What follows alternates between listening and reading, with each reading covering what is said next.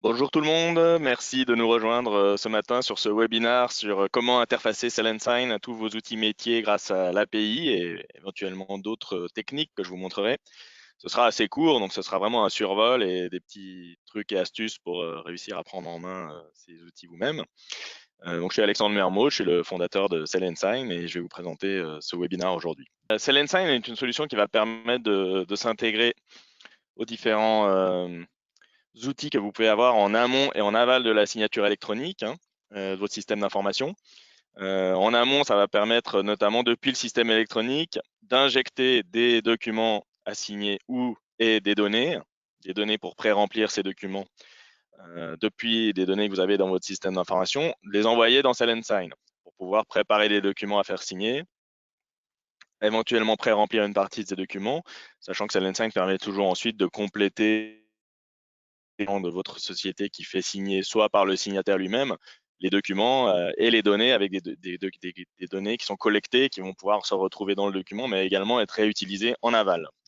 Une fois que le document est signé, en aval, effectivement, on va pouvoir réinjecter grâce à un callback dans votre système d'information le fait que la transaction a eu lieu, le document signé avec les certificats juridiquement valables, les dossiers de preuves qui permettent de soutenir cette validité, et les données, et ça c'est un point extrêmement important dans l'automatisation des systèmes d'information, les données qui vont permettre à votre système d'information de savoir ce qu'il y a dans les documents sans aller forcément les lire, avec une garantie de conformité entre ces données et ce qui est dans le document signé. Et ensuite, votre système d'information va pour ce qui sort et ce qui a réellement été signé comme document et comme données pour déclencher des actions ou mettre à jour des informations dans le système d'information. Donc pour faire ça, on offre plusieurs techniques nécessite pas de développement, c'est les paramètres d'URL. C'est-à-dire qu'il est possible de déclencher facilement une transaction dans Selensign en cliquant sur un lien depuis un autre outil et on va pouvoir transmettre des données dans l'adresse du lien, par exemple le nom, le prénom, etc. de la personne à faire signer. Transmettre ces données simplement dans l'adresse du lien pour que Selensign puisse pré-remplir les données du signataire grâce à ces informations-là sans codage. Ça, je vous montrerai ça très vite. Le deuxième outil, c'est en aval, c'est le callback. Donc là, c'est quelque chose que vous allez commander auprès de nos équipes quand on va mettre en place l'environnement ou plus tard pour vos contrats, typiquement quand ils sont signés. On vous renvoie à soit un FTP, soit un web service, des éléments, les documents ou bien les données qui ont été signées. Ensuite, vous avez l'API. Donc là, c'est une API extrêmement riche qui va vous permettre de développer des connecteurs ou des intégrations entre Selensign et le reste du système d'information. Donc, soit en web avec des technologies REST, soit on a aussi un SDK mobile si vous travaillez en mode déconnecté avec Selensign pour signer électroniquement des documents même sans réseau. Donc, des SDK sur iOS pour Apple, iPad, iPhone, Android et Windows, y compris Windows 10 en mobilité. Et la dernière technique d'intégration, c'est ce qu'on appelle l'embed, c'est la capacité que offre Selensign d'intégrer un parcours de signature électronique à l'intérieur d'une page web existante, avec aussi des callbacks JavaScript qui vont permettre ensuite, une fois que le document est signé, de renvoyer le signataire vers une page de checkout. Ça aussi, je vais vous montrer rapidement une petite démo. Donc si on revient sur le diagramme de tout à l'heure, donc le paramètre d'URL et l'API, c'est ce qui va permettre en amont d'injecter des données pour l'URL et des données ou des documents ou les deux pour les API et le SDK vers Selensign afin de préparer la transaction à la signature. Et en aval de la signature, vous allez avoir le callback qui va renvoyer les données de la signature et les documents signés vers vos outils automatiquement depuis Selensign. Là, c'est Selensign qui exécute du code pour vous envoyer les informations au bon moment. En aval, il est aussi possible d'agir dans l'autre sens, c'est-à-dire que grâce aux API, vous pouvez aller rechercher, par exemple, même si on le déconseille fortement, ou bien, une fois que vous avez un callback, aller rechercher des informations supplémentaires en vous adressant aux API. Alors, on va partir intégrer Selensign avec le paramètre d'URL ici. Ici, là, je suis dans notre CRM, je suis sur la fiche d'un de mes clients, c'est en l'occurrence moi-même. Donc là, j'ai les coordonnées déjà de mon client dans la CRM. Donc, si je veux lui faire signer un contrat, je n'ai pas envie de recopier toutes ces données dans SellEnSign, puisque SellEnSign a besoin de connaître les coordonnées du signataire pour des raisons légales. Donc là, ce que j'ai fait, en fait, c'est que j'ai intégré un lien dans ma CRM qui va reprendre des éléments que j'ai à l'intérieur de la CRM et les passer dans l'adresse. Lorsque je clique sur ce lien, dans l'adresse, vous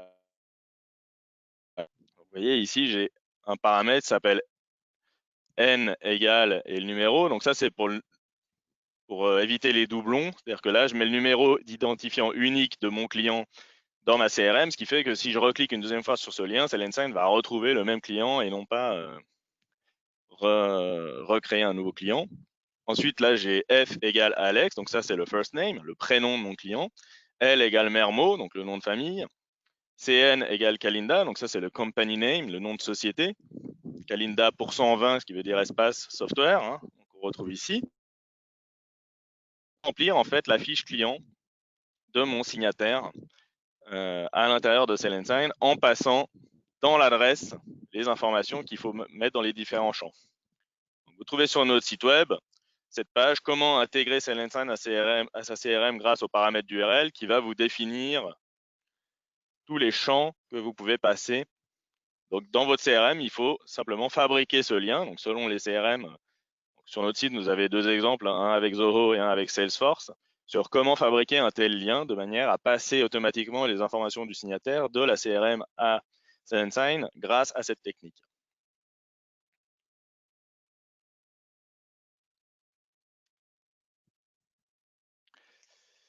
Voilà pour le premier cas de figure. Donc après, ensuite, une fois que la fiche client est mes options, mes annexes et je fais signer, ça c'est SellEnSign. Si vous ne connaissez pas, il y a beaucoup d'autres webinars sur le sujet en ce moment. Le callback, donc j'en ai parlé, là je ne vais pas vous le montrer puisque c'est quelque chose de très technique et ça se passe automatiquement côté serveur. Alors l'API, maintenant l'API, ça c'est très important. Donc ici également, vous avez sur notre site web en libre accès une section API qui va permettre de découvrir toutes les fonctions et un mode d'emploi sur comment se servir de l'API. Donc évidemment, la première chose à regarder, c'est l'authentification. Donc au moment où on vous livre, notre équipe va vous livrer un environnement d'API.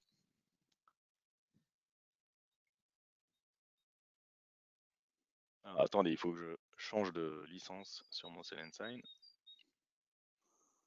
Un instant. Donc au moment où notre équipe va vous livrer un environnement d'API, donc soit une sandbox, en général une sandbox pour que vos développeurs puissent eux-mêmes intégrer l'API sans pour autant que ça fasse des vraies transactions de signature électronique. Hein. C'est le but de la sandbox. Donc on va vous livrer soit un environnement de produit.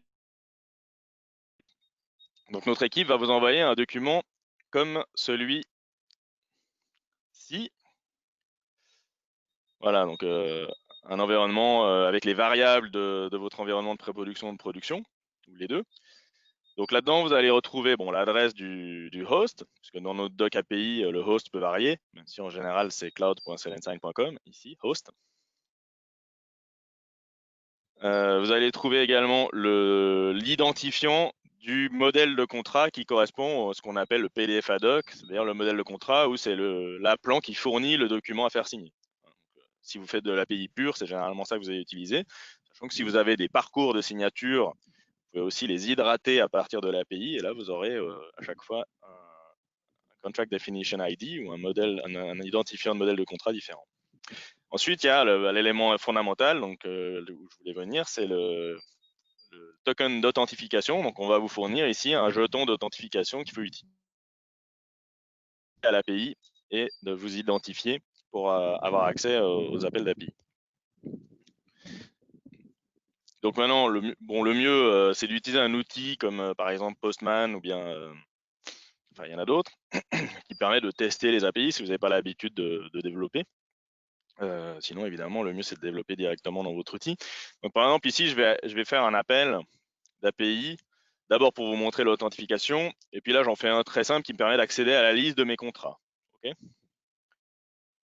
donc, je vais ouvrir mon back-office SellEnSign.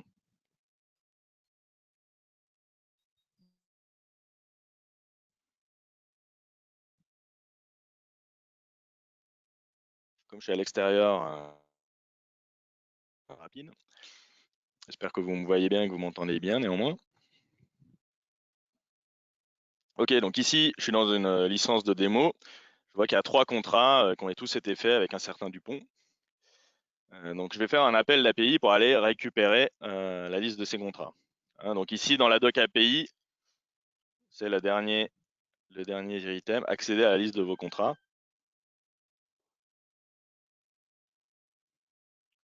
Donc en fait, je vais devoir appeler la fonction Kalinda upselling do get contract, méthode égale get contract, et je vais devoir passer tous ces paramètres-là, même si je leur passe une valeur par défaut, je suis obligé de les passer quand même. Okay, d'API, donc cloud.cln5 égale get contracts. Pour l'authentification, d'abord, je vais me mettre en post. Ici, hein, je fais un post HTTP. Pour l'authentification, je vais rajouter un header J underscore token avec le jeton que j'ai trouvé dans mon document, le document qui vous a été fourni par l'équipe. Okay, et puis, en body, là, je vais passer les paramètres que je veux mettre que je veux passer à la fonction sous forme d'un JSON. Donc, en l'occurrence, c'est tous les paramètres qui sont décrits ici sur la doc API. Donc, et je passe les valeurs par défaut, ça veut dire que je veux voir tous mes contrats. Et j'envoie cette requête à SellenSign, et donc il va me répondre effectivement avec hein, donc, je vois quel est le modèle de contrat, c'est le PDF ad hoc. Combien il y a d'annexes? 0. Quelles sont les données qu'il y a dans le contrat, donc le numéro de sécurité sociale, la date d'embauche, etc., qui ne sont pas complétées ici. La rémunération mensuelle brute, qui elle est complétée. Et donc, je vais retrouver les 3 contrats. Donc après, c'est du JSON, donc vous allez décoder ces structures en JSON dans le langage de programmation que vous utilisez, et puis vous allez pouvoir faire ce que vous voulez avec cette liste de contrats. Donc voilà un appel très simple. Donc le plus important ici, c'est pour l'authentification. Faites un post, mettez en header JToken et le token qu'on vous fournit, tel quel. Si vous faites du get, vous êtes obligé d'URL encoder le token, mais on vous recommande pas de faire du get. Faites du post comme ici, donc je ne vais pas m'attarder là-dessus.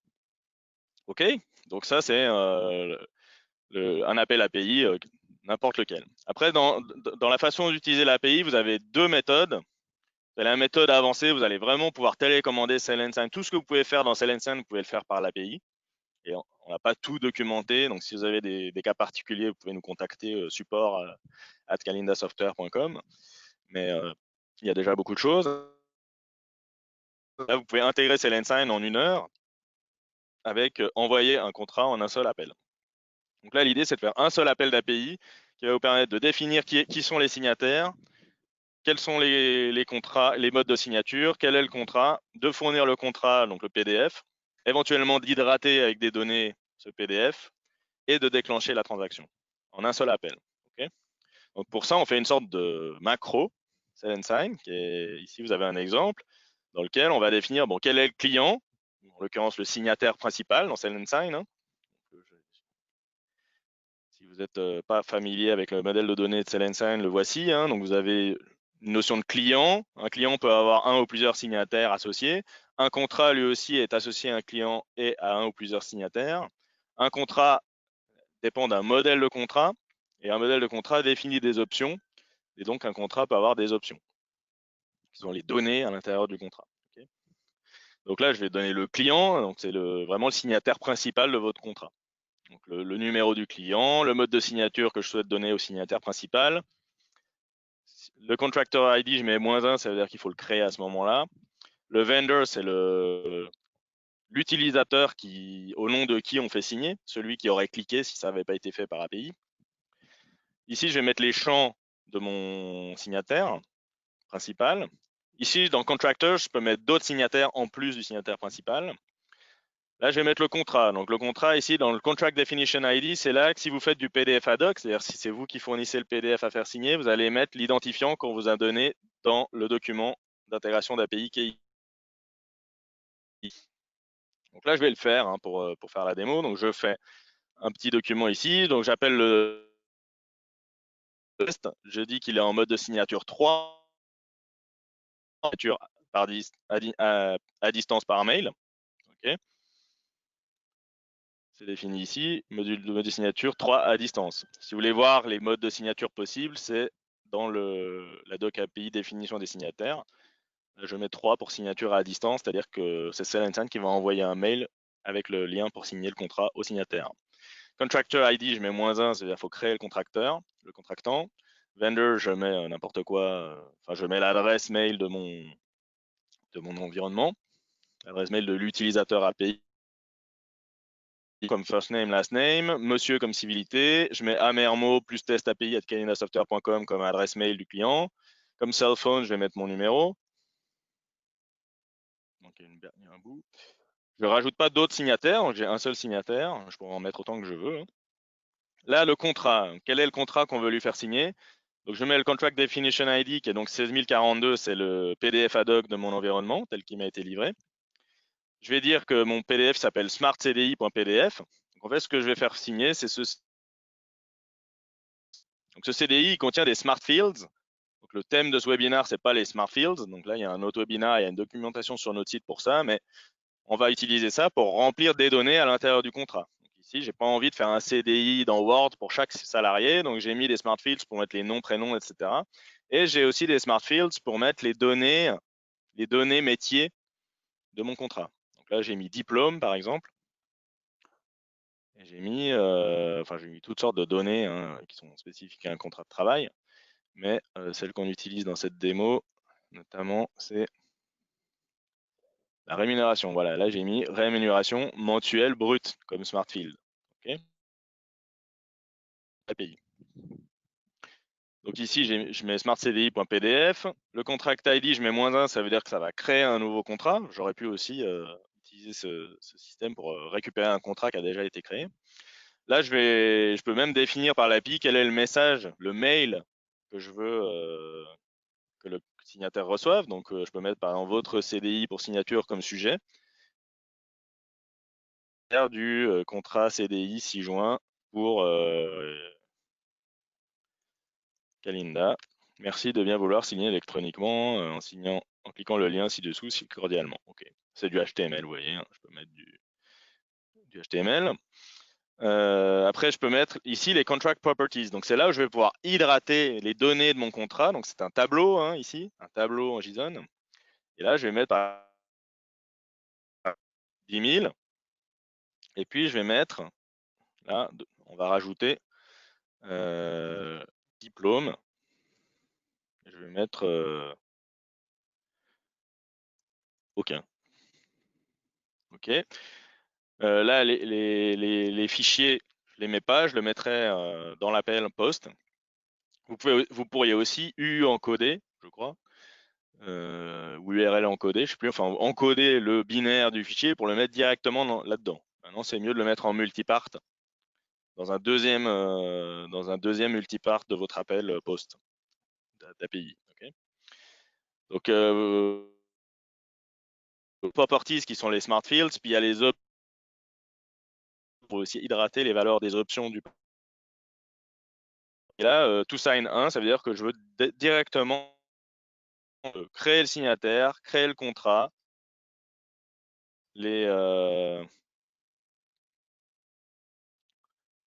définir les options, enfin les messages, le mail que le client va recevoir, définir, hydrater certaines données et déclencher la signature. Okay, donc je sauve cet élément-là. Là, je vais le faire avec Postman. Voilà, je l'ai sauvegardé ici. Cloud.cellensign.com Kalinda upselling do m égale send command packet, puisqu'en fait ici on envoie un paquet de commandes, une sorte de macro avec plusieurs éléments. Je fais un post, hein, donc je rajoute toujours mon token d'authentification que j'ai reçu dans le fichier. Et dans le body, je vais me mettre en multipart form data et je vais passer deux choses. Je vais passer d'abord mon fichier de commande, qui est donc ce fichier ici où j'ai décrit en JSON ce que je voulais que Cellensign fasse, adoclight.cellensign. Et puis smartcdi.pdf, qui est mon CDI, qui est le PDF. Okay, c'est deux fichiers que je passe content type application JSON pour que Selenium comprenne bien que c'est bien ça le fichier de commande. Et lui, je laisse Postman mettre un application PDF. Et j'envoie le paquet. Donc là, en fait, on envoie à Selenium la commande et le contrat à faire signer. Donc vous voyez qu'un développeur avec un minimum d'expérience est capable d'intégrer la signature électronique dans une application en quelques minutes grâce à ce système-là. Donc là, le retour que je reçois, que le customer number, c'est bien celui que j'ai donné, c'est-à-dire test, et que voilà l'ID de mon contrat. C'est-à-dire qu'après, je vais pouvoir utiliser les autres appels API avec cet ID pour manipuler mon contrat si besoin, pour faire des relances, pour le clôturer, etc. Donc là, bon, on va aller voir dans le back-office Selenium. On va pas faire toute la transaction, hein, puisque je pense que vous connaissez Selenium. Mais ici, je vois qu'il y a 42 secondes, j'ai vendor adresse email qui a fait un PDF ad hoc avec Dupont et qui a passé un Smart CDI avec deux options, diplôme aucun et rémunération mensuelle brute 10 000. Donc, si je vais voir le contrat qui est... Donc là, il a été envoyé par mail hein, au signataire. Donc si je regarde ma boîte mail, j'ai ce contrat à signer. Je peux signer avec un code SMS et il sera juridiquement valable. Et là, si vous avez un callback, à ce moment-là, vous appelez pour dire bah, ça y est, le signataire a signé. Donc ici, on peut regarder le document. On voit qu'il y a les deux options aucun et 10 000 que j'ai poussées via l'API et elles ont été positionnées à l'intérieur du PDF.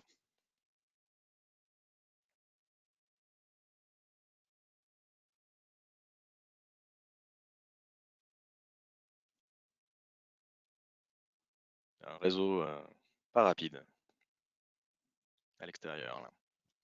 Et comme il y a les enfants à l'intérieur, il n'y a pas le choix. C'est ça le confinement.